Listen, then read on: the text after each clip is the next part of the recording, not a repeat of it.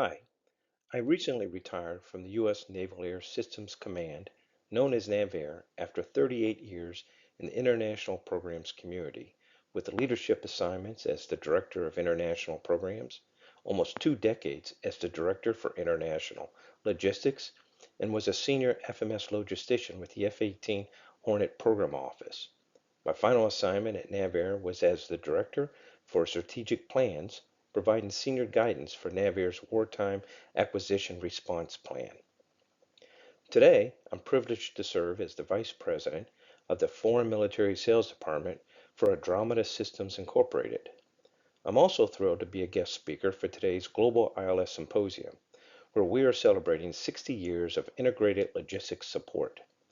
There have been a lot of significant events that occurred 60 years ago, such as Beatlemania took America and Australia by storm, and little Ronnie Weinberger, who was a chubby little kid with a little hair, sat on his parents' front yard at Patrick Air Force Base in Florida to watch the NASA Gemini rocket launches, which means I'm a pretty old guy who is still chubby with a little hair, and yes, I'm still a Beatles fan. Besides that, a lot has changed since 1964, especially across the ILS community, where there have been significant progress from the initial introduction of a formalized ILS process to additive elements where DoD has included the Product Support Manager IPS element.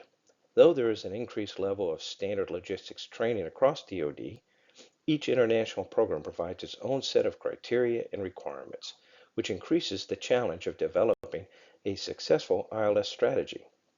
I plan to share with you my experience and observations with leveraging the ILS elements to develop a program support strategy for foreign military sales programs. When developing an ILS strategy, it's important to review lessons learned examples of similar systems, though to be careful to not expect an apple-to-apples comparison. Developing the ILS strategy is a process that is a mixture of part science and part art form that permits you to adjust to unique criteria and requirements. Almost all the Navy aviation FMS programs have a unique sustainment strategy, but the lessons learned from those programs is to follow the disciplined ILS elements when engaging in a foreign military sales program.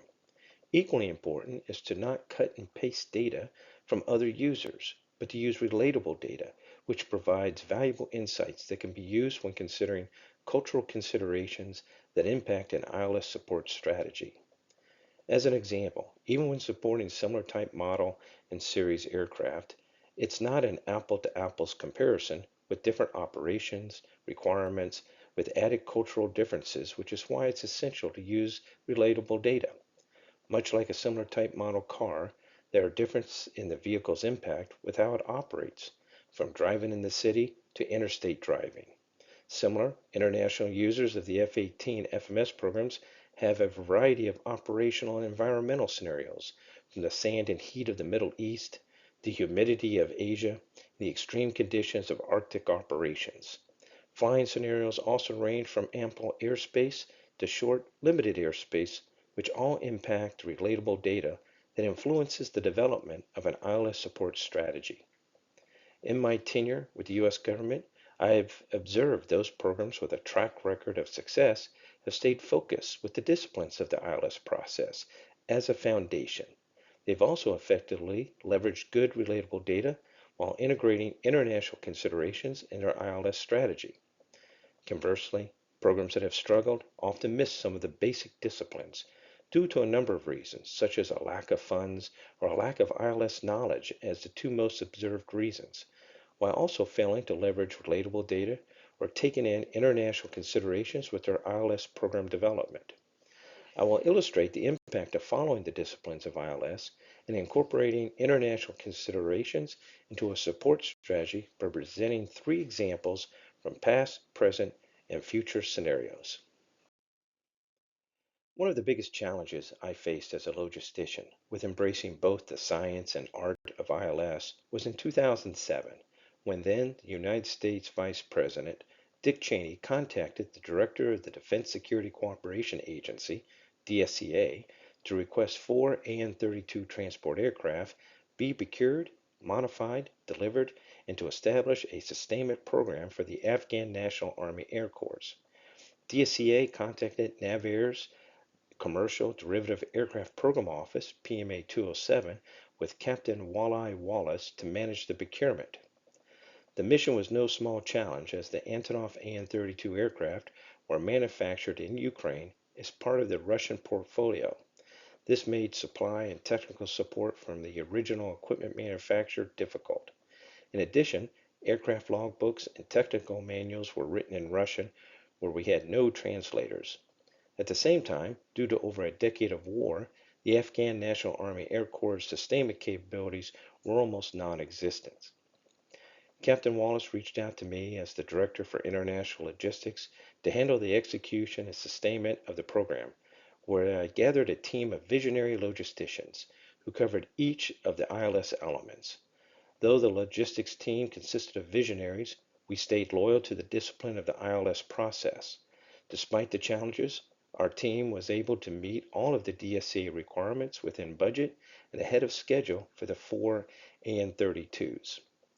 One of the challenges that we have never covered, especially with cultural differences, is we found that English is not always English.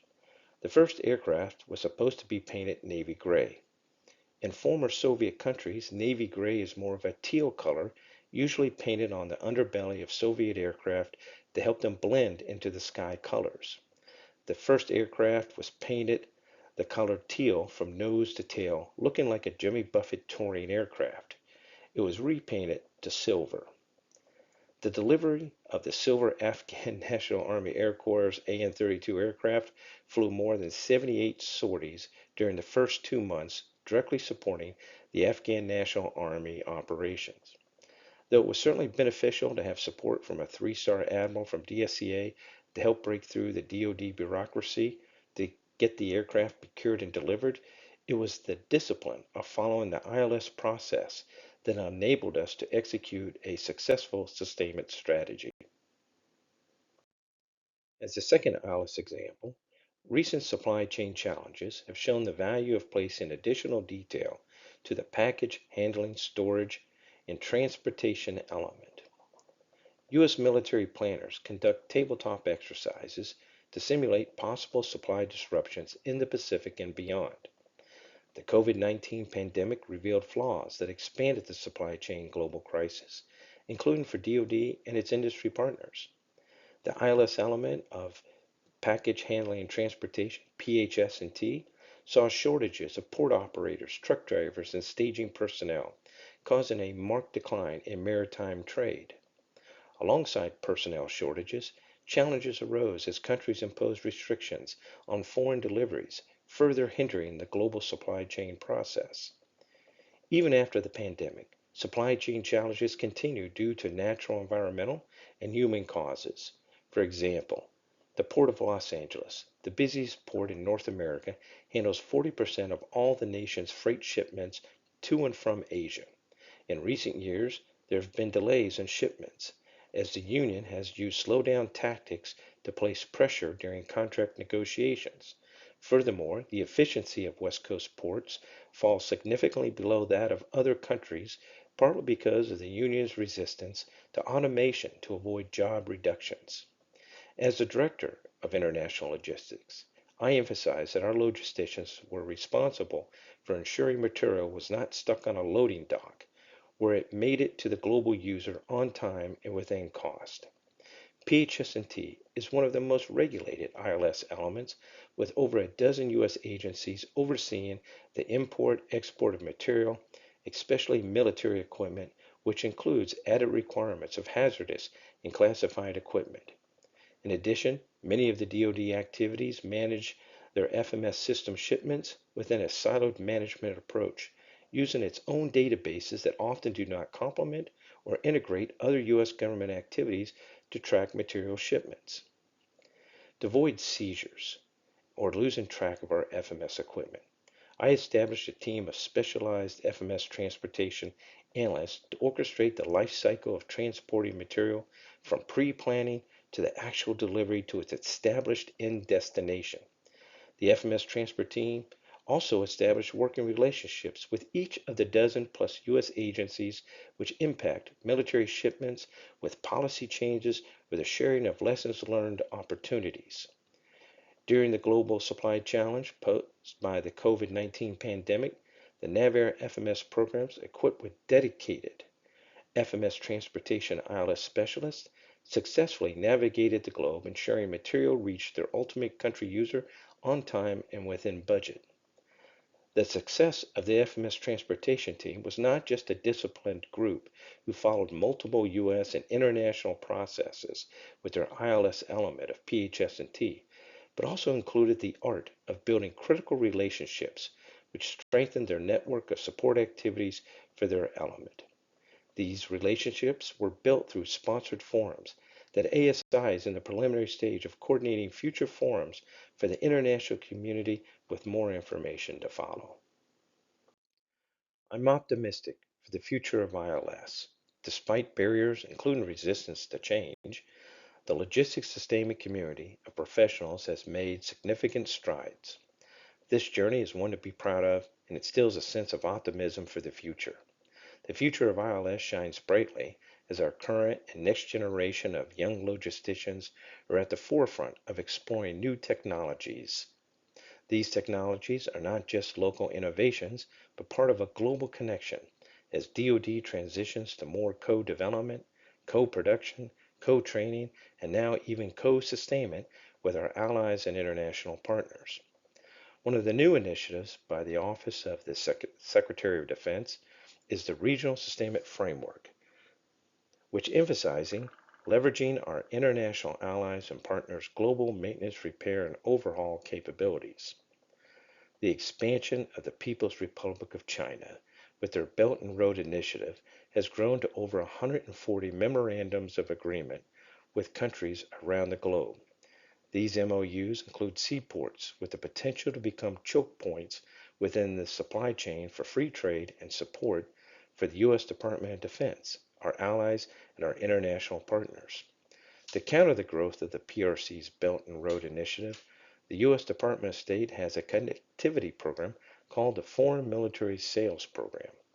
OSD encourages leveraging the FMS programs of like-minded countries to foster connectivity across 4 deployed operating areas with a regional sustainment framework to counter a contested environment with MRO support.